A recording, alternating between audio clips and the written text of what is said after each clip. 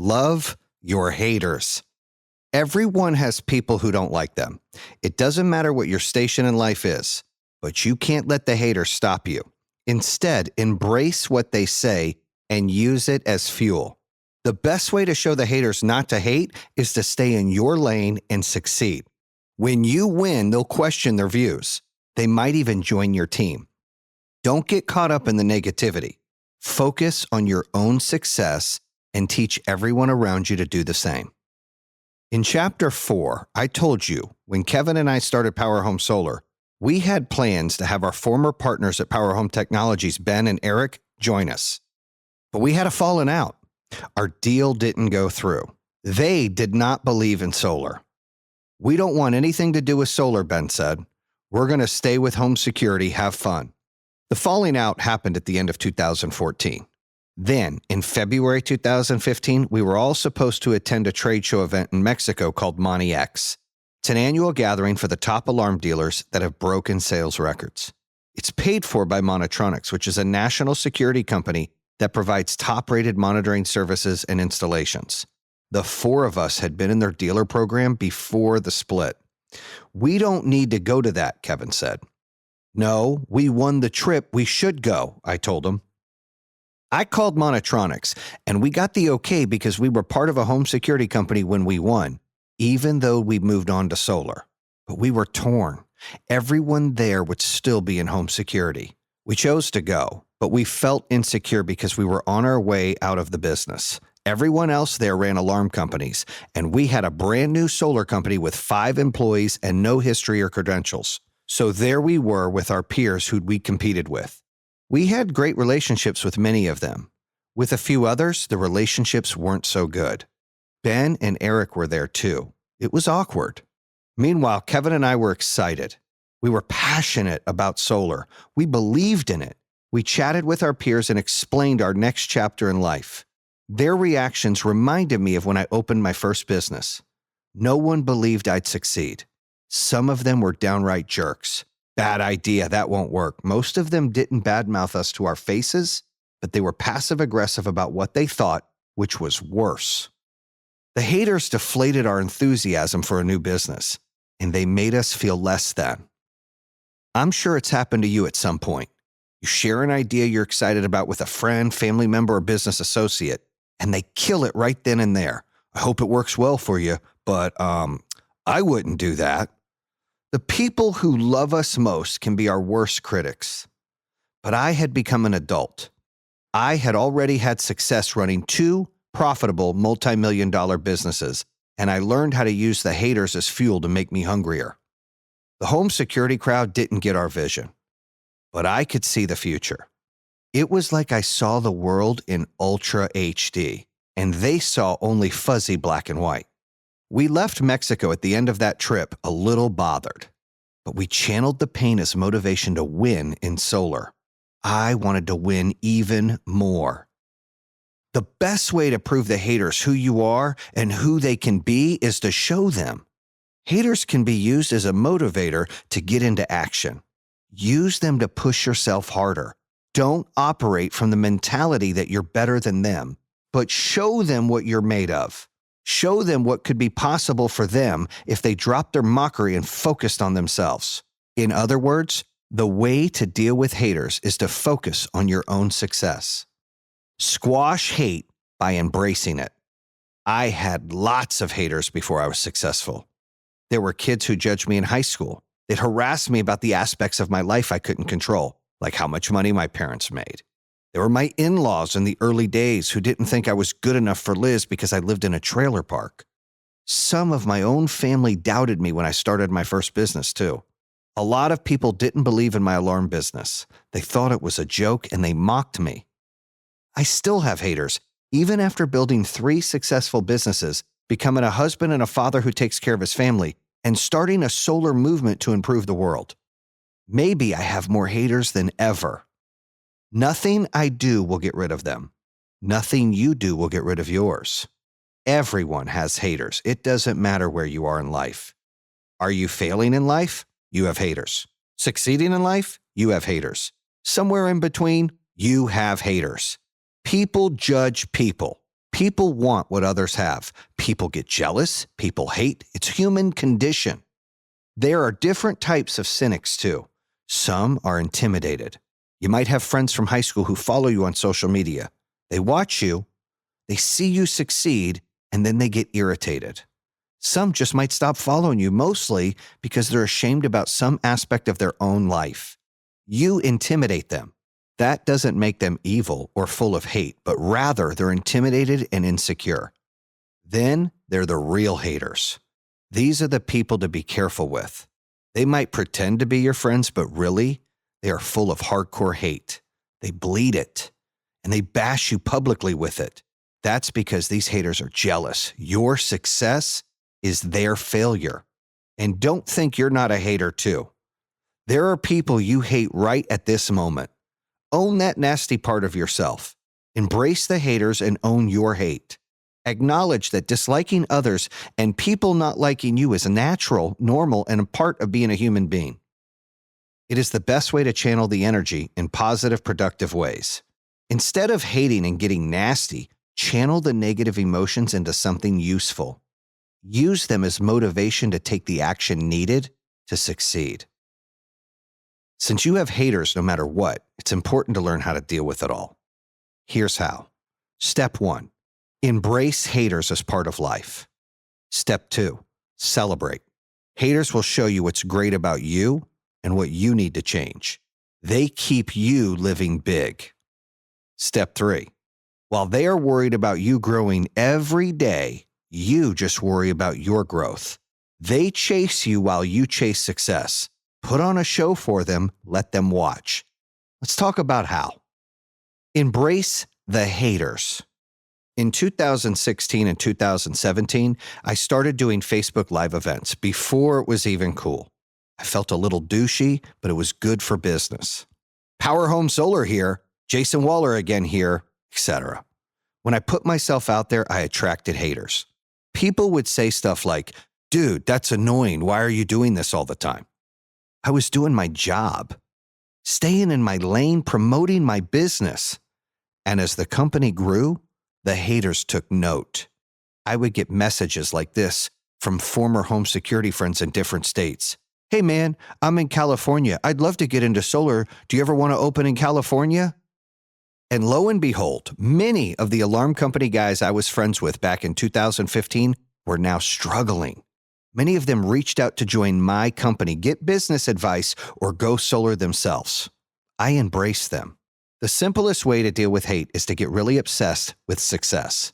When someone hates you, lean into the next action you need to take to get to the next level. Celebrate success.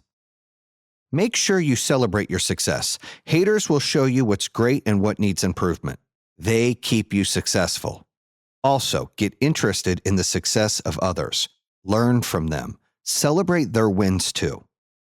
While I was writing this book, I went to dinner with a dynamic group of friends. One runs a very successful car dealership. Another is an owner of a $5 million business. The third friend just got out of prison after 32 years. His story is being made into a movie. His name is Rick Wershey Jr. You might know him as White Boy Rick. We are 4 completely different personalities with different backgrounds, but we love each other just the same. That night, we shared our success and struggles with each other, and we celebrated everyone in the group, what they had achieved and how far they had come. It was amazing. Haters worry about your growth every day. They chase you while you chase success. So just worry about your own growth. Get obsessed with success. I love to see people successful. I love to see them accomplish their goals. I love to help them if I can, and I love to be around people who have more than me. I also love learning from them how I can be better. I always ask, what can I learn from someone who is doing better than me? When someone hates you, turn your focus the other way or help them. You know the guys at the trade show who scoffed at me? I have run into a few of them again over the years. Some I've given advice to. Others have approached me for business deals or jobs. What do? I bring them into the fold.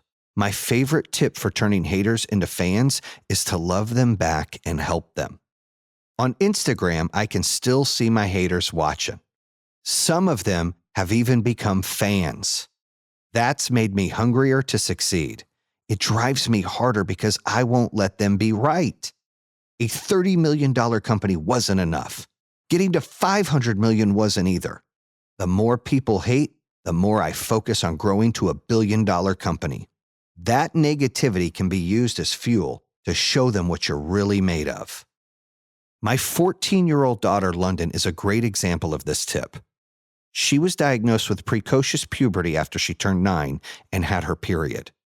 We had to see a specialist to help reverse this process because she was too young. The doctor prescribed a monthly injection, which made her gain a lot of weight. This made her insecure, and she suffered some bullying at school. Liz and I never brought any of it up because she was so tough and did not like to feel less than. However, in 2018, when she was 11, we took her off the shot. She decided to start to work on herself, working out and running. None of us are runners in our family, so she was inspiring. She shed over 40 pounds and loves her new leaner self. An 11-year-old got motivated by haters. I love that. If you're focused on success, on growing your business, you don't have time to hate anyone in return. As a byproduct of showing them you can, you show them they can too. Make them hungrier for their own success. That's the way to win, through healthy competition and pushing through the next limit. Hate in your life. You can't let haters take control of you. You can't let them beat you down or cause you to question yourself or your own worth. Hate often happens when people have different perspectives. It can happen when one person feels threatened or intimidated by another person. Jealousy breeds hate. Insecurity breeds hate. Lack of confidence breeds it too. Here's a great way to drop the hate if it comes up. Start by getting curious about the other person. What would make them hate? Where did they come from? What do they think, believe, and value? How did their environment shape them? If you catch yourself hating, check your ego and put yourself in the other person's position. The more you understand someone else's behavior and position, the more you release both of you from hate. If you give people or situations a chance without predetermining judgments or outcomes, you'll be amazed what doors will open. Besides, carrying around hate for another person is more destructive to you than it is to them. You're not doing this for them. You're doing it for you. Holding on to negative thoughts about anyone holds you back. Remember how Ben and I had a falling out in 2014? Today, he works for Power Home Solar as our chief sales officer. Ben wasn't a big hater, but we struggled for a period. To release myself from my own frustrations and repair the relationship, I had to get curious about how he thinks and acts. Once we worked through our differences, we were good. I love the guy. He adds massive value to the company and to my life. Sometimes hate can be a mirror to the truth you need to see about yourself. Get curious about yourself too. Getting curious is like being a detective. Trying to understand the other person gives you power, while being consumed by hate takes it away. If hate is just feedback, it becomes a tool for growth. Channel hater energy with a hate list. My business partner Kevin and I kept a notepad with a list of names of people who hated us. I'm not kidding. We used it as fuel in the business. We'd read the names when we were frustrated about the growth of our business, and we'd envision the day that when these people would want to do business with us. That notepad listed at least 20 people. That list motivated me. When someone was mean to me to a point where I couldn't get past it, their name went on that list. This turned the negative energy into positive fuel for success. Before I wrote the name down, resentment was controlling me. Once the name was on the list, I got it out. I owned the crap out of these emotions. When someone hates you and you can't get over it, put their name on your list. Own those negative feelings and channel them into positive action. It's important to follow through here. Don't read the list to get more resentful and angrier. Use it to purge the bad feelings from your heart. Then again, focus on your success. As you keep reaching your goals and thriving despite their criticism, there are 3 trajectories the haters may follow. 1, they'll become fans and start loving you. 2, your success will make them more and more miserable. They'll usually go into a dark abyss at this point. They'll resent you, but they'll go away. Or 3, they'll stick around, despise you, and follow you on Facebook or social media. They'll let their hate consume them and sometimes get to you. But as hate grows, it will hold them back more and more, and you'll keep on growing. The idea is to get everyone to choose door number 1. There's no sunshine behind doors 2 and 3. No free car, no speedboats, no trip for 2 to Hawaii. Mostly, there's just a fuck you sandwich. But you can't make anyone do anything they don't want to do. Get successful and hope they'll become a fan, partner, or ally, but don't chase them if they refuse to come around. Sometimes haters hate because they are suffering. They are stuck. They don't know how to get out of the hole they are in. When they see you succeed, it drives them crazy with rage or envy. But they're hurting.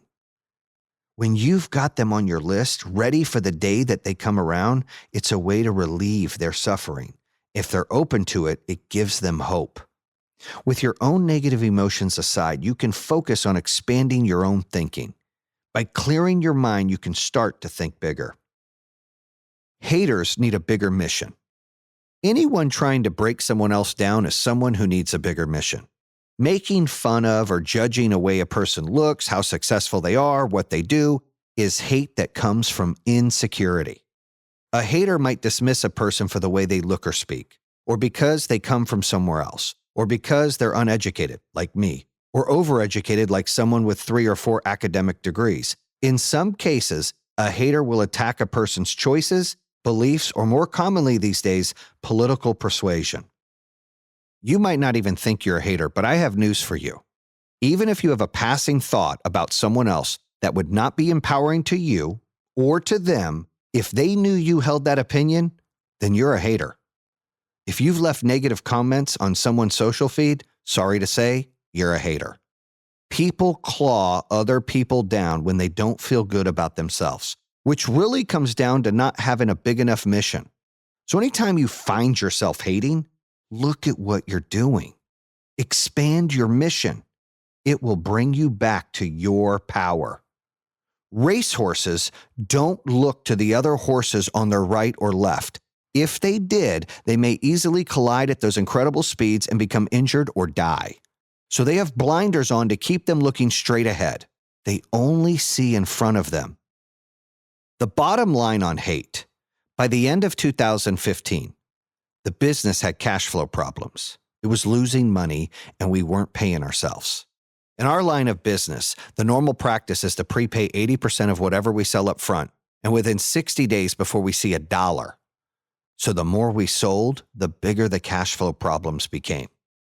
Before I hit rock bottom, I reached out to the guy who had bought our former business, as well as a dozen other investors, to try and secure some fast cash to stay afloat. Look, I've got $300,000 in accounts. I don't have the cash flow to buy the rest of the equipment because I'm paying for everything up front, I told him. No one I called was interested. Hey man, you want to invest in the company? We all have these accounts sold. It's a cash flow problem, I'd say.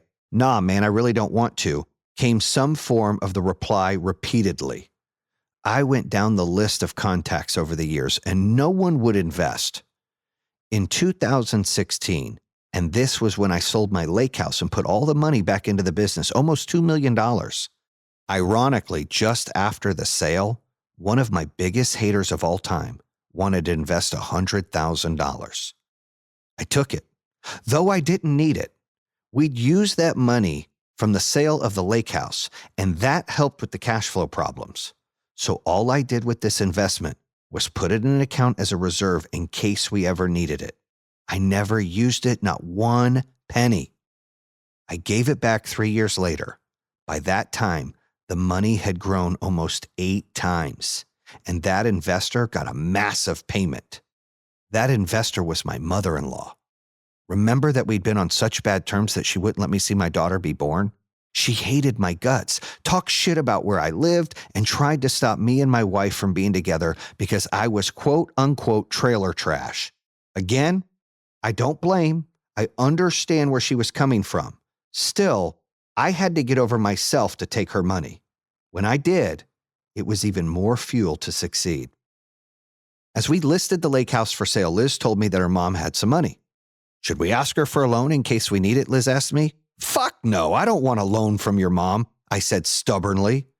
Liz talked to her mom, and her mom seemed to see it as a worthwhile investment and not a loan. I put the money in a bank account. Then I sold the house and used the payout from it to fund the company and get a bank loan. But I was driven by my mother-in-law's money that sat in that bank account. When the company bought her out 3 years later, her investment ended up 8 times what it started at. It felt good. There was no malice or pride. I gave it with grace. Liz's mom and I have come a long way in our relationship. Today, it's one of mutual respect. She wouldn't have invested the money if not, and I couldn't have taken it. Whenever people say you can't, or you hear a similar negative voice in your head, all you need to do is move forward. Come from a place of, I can, you can, we all can. Put your head down and take the next step forward.